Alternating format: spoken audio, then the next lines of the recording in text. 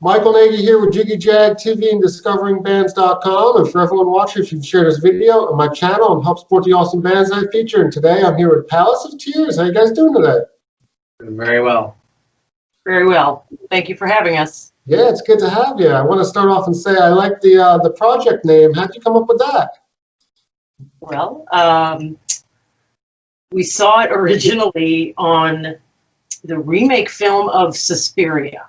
It was a chapter of the film, and we both just kind of were taken by it. And then I ended up researching it because I wanted to know, a little bit about it. And it turns out it was an actual place in Berlin, Germany during the time of the Berlin Wall. So it was actually a meeting place or a throughway for loved ones to say goodbye as they went from the east to the west side.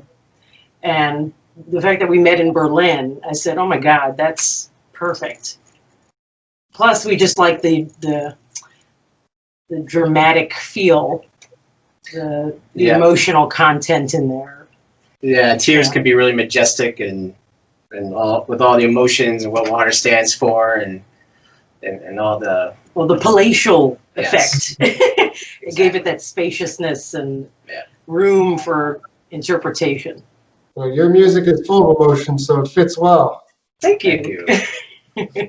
We're working on it. Now, tell us a little bit about the debut album you just released. Well, that started probably when I first met Leah, and we were doing some visiting from, me from Portland to New Orleans. And then she came for a visit in Portland, and I had a few ideas. And so a couple of years ago, we jammed on a few of the ideas. And then I made a move to New Orleans. And then I wrote a bunch of demos and handed them off to her, and we both started slowly working on what is now Of Ruination. So I felt the phrase of ruination encapsulated a bit of how this year felt for us in some ways. So a bit of a dark take on things, but it's also the journey of the album and the journey of being in New Orleans during a period of celebration and debauchery and Mardi Gras, Carnival, just everyone in the streets just living their lives all together. Yeah. And so starting with that and, a bit of a, like the song Mask is a bit of that, that carnival, but also the dark side of that where we're hidden and the metaphor of a mask. And then, that ended up being the title track Of Ruination. And yes, I'll admit it was much to do with, the idea of something creeping in and taking over and sort of wreaking havoc. Now, there's a lot of different styles of music. There's Darkwave, Goth. How would you classify it? Well, that's a really good question. I would say, define classification would be what I'd like to do, but also it's sort of showing off a little bit of, an appreciation of diversity and dynamic sound, and not wanting to have everything sound too uniform, to sort of really explore and push the envelope a little bit. But you mentioned you hear the Darkwave and some older sounds, but with the juxtaposition sometimes of a rough edge with some of my styling, which is a bit more operatic and going for a very clean and clear sound. Yep. No. And I've always enjoyed all the spaciness and atmospheric of ambient to shoegaze to blues to rock, metal, everything you think of, but just a lot of atmosphere and color. And believe it or not being afraid to show simplicity and layering and having that be its own technique and art, all the same, So, and then having that with her vocals or her voice or these different kinds of influences I think, kind of manifests something on its own that you can't quite pinpoint, but you also hear a lot of familiarity. So you're having, hopefully each listener has their own unique experience when listening to it, you know. There's just so many great styles out there, Yeah. and it's fun to be able to pay a bit of homage to different ones. So, like the opening track is just, it's all Eric, it's instrumental, and it's just so wonderfully tribal and ethereal and mood setting. And then Mask is, you know, it's got even like a kind of a trip hop inspired sound. Mm-hmm. I like to think of it as like a a version of David Lynch's Blue Velvet, you know, when I'm singing it, but like on the darker side of things, like a dark lounge style. And then Womb, what would you say? How would you describe that Womb? Yeah, I mean, it's kind of like adding like you know, heavy dark wave with lots of shoegaze and wall-up guitars and searing vocals and just just try to put it all in there. Just try to put it all in there. Smorgasbord. I mean, I could talk for days about it. I could pick up the whole interview talking about it, but I just always loved a lot of different things at atmosphere and just trying to make it its own without thinking too hard about it too. You know, just feel. Cool.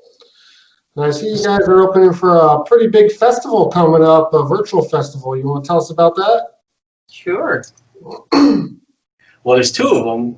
Which one? So Luna Negra Yes. is a West Coast festival, but it's going to be a global collaboration. I think like 30 different countries. And that is Edgar Carla, who's very kind enough to have us open. Who else is going to be doing that? Anyway, that's December 19th and 20th, but we're going to open on the 19th. So that's going to be Pacific time, 12 noon, so 2 p.m. here Central in New Orleans, so that would be 3 p.m. for you. Yeah, they're really wonderful to work with. I mean, I kind of sent a submission based on what Leah found, and I just thought the festival was so different. A lot of newer bands, and really talk about diversity. And there's a lot of diverse, like Witch House, dark ambient, weird electronic industrial, the Darkwavegoth, you know, and ethereal. And so I actually sent a submission and sent them some links, gave them a free album and everything, and they're just so awesome to work with, and they're so appreciative. And I think in a way that's really appropriate, got a chance to actually open this whole festival. So I'm really excited about it. I wish it was in the live, in the real, on stage. It would be probably something pretty epic, you know. It's a very different, unusual kind of festival that you don't get to see a lot in streams nowadays, which I hope you would see more of. Just a lot of dark, atmospheric diversity, you know. Yeah. Just starting off, you guys haven't played any live shows, then, have you? No. Technically, no, but you know, that's what's so interesting to be starting out this way. You're seeing our theater, you're seeing the studio converted into a venue. And so we get to sort of just make it all up as we go. And I'm putting together the lighting and the costumes, and we're gonna, you know, it's like it becomes a theater piece that we record and then send it off, and it becomes like a finished piece in this interesting way, rather than, I mean, I come from live theater, so I am used to being out in front of, you know, something being very visceral. So it's going to be different when we finally can do that. Yeah. We've been so kind of cozy in our little studio, but yeah, like many of us, I'd like totally daydream having amps and effects and in front of people and human contact, however it's going to be, and performing this kind of music. And this is my first band, you know, so I've been like an avid music supporter my whole life, and come from dance and theater and circus, but it's like I'm hearing him tell me stories all the time, prepping me for, okay, we're gonna have to get you an in-ear monitor, and you know, you're gonna get really mad at the sound guy, and they're gonna blast your ears. You know? Feedback reverb forever. You know? So right now it's just stories and warnings of wisdom, you know. But it's been I have to add, it's been a very strange thing that I know that a lot of bands are feeling. What's interesting is that we're a new band starting off. We're trying to make, express and release music and art through a pandemic. So it's been a very interesting challenge. And yeah, it's a whole other level of intention and hope to, okay, you know, I hope that this is going to do something for people. I hope that this is going to give them a respite, or, you know, a reminder of something that feels, you know, true or authentic, or, you know, maybe take them away for a minute, you know. Yeah, and for people who are like into the sonic, you know, whole like atmospheric and into the actual like music, like how it sounds. It's also an opportunity, I think, for musicians like myself and probably countless others to be able to like have a live in the studio sound in which, you know, someone can actually put their earphones on and hear it atmospherically, hear all the layers and effects, but also be live at the same time. So it's like you're getting the beautiful art of the studio, which is its own instrument, but being done live. So it's not like we're having just like our album being played and then we're kind of miming, you know, it's all pretty authentic. At first, we actually did technically stream live, but that was very daunting because the learning curve of the technology. Okay, you know, at the same time we're trying to interact on Twitch, and you know, and oh wait, is the you know, there was just a lot. It was kind of nerve-wracking. It was definitely another layer of, you know, X factor variables that something could go wrong. And we can appreciate now, you know, actually recording something in advance and making it sound and feel right. And, you know, like I said, taking a little bit of my theater experience and trying to turn it into like a piece of art, you know. Yeah, with the whole virtual world, there's a lot of technical stuff that can go wrong. Oh, and they do. Oh, they usually do go wrong. I mean, it's the times we've done it live and in the moment. Yeah, it's something always goes wrong. So, but I felt the nerves too. Yeah. Like it was you know, there's a bit more nerves, right? Because it's like, oh, this is live, even though I can't see anyone. And I remember that night I was, you know, doing some crazy warm-ups to like, you know, get the nerves out of my voice, and I had the like adrenaline shakes, you know. Yeah, the hard part is like when you're playing and all of a sudden you're just like, you hear the music going on and it's like it speeds up real fast and then you're back in sync, you know. So, but yeah, it's definitely a challenge. Probably always will be a challenge in this whole online technology thing, you know. Yeah, totally. Yeah. So now I know you just released your debut album. Are you currently working on any more music? Well, I have a million ideas. I want to do all kinds of stuff, but we'll probably start working on, I have like almost 20 song ideas, or some of them demos. And we have a couple ideas about different kinds of releases, of course, you know, like 2 different EPs released at the same time, or 1 big long album, or who knows what. But maybe even some covers, because it's always nice to, yes. Again, appeal to the familiar, and Yeah.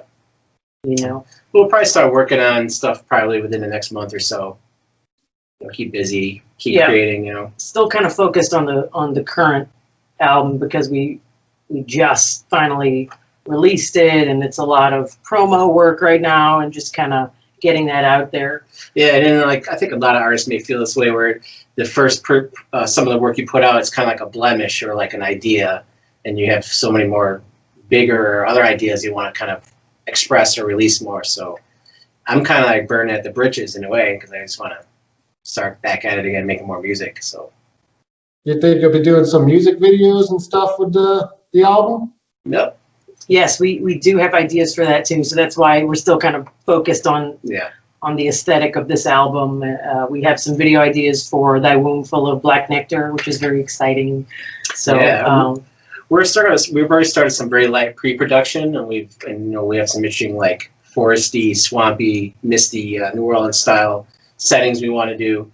And the person who, the gentleman Steven Cito, who designed the album cover for us of Ruination, is also going to also help make a video for us, because he's such a beautiful graphic designer, and we just have such a strong connection with him. So within these next few months, we'll probably be working pretty hard on our first ever video, which I'm excited to release. And with that, I'm probably going to coincide a like a mini EP of remixes that I've been sending out to people that I really enjoy their music of. So that's been a really cool response, getting people to remix your music, you know. Yeah, yeah. So that's up and coming as well. Some remixings. Yeah. Cool. Now, being in New Orleans, can you tell us how's the whole goth, industrial, darkwave scene like before the pandemic? How was the whole scene? Before, we had